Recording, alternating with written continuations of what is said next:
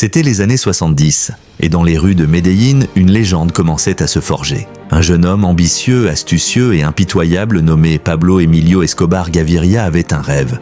Non seulement devenir riche, mais être le plus riche. Avec une vision mêlant affaires et brutalité, il transforma la cocaïne en l'or blanc du XXe siècle. En quelques années, le cartel de Medellín ne domina pas seulement la Colombie, mais inonda les États-Unis de tonnes de drogue, générant des millions de dollars par jour. Mais la richesse avait un prix, et Escobar le paya avec du sang. Son slogan était clair, plata o plomo, l'argent ou le plomb. Et lorsque la politique se mit en travers de son chemin, il décida que les politiciens avaient aussi un prix ou une tombe.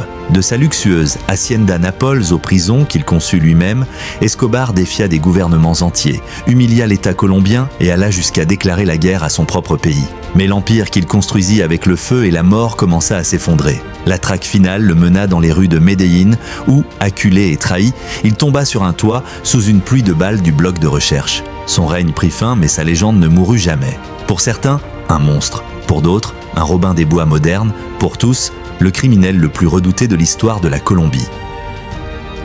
Et si cette histoire vous a plu, n'oubliez pas de liker et de vous abonner pour d'autres récits épiques comme celui-ci. À la prochaine aventure.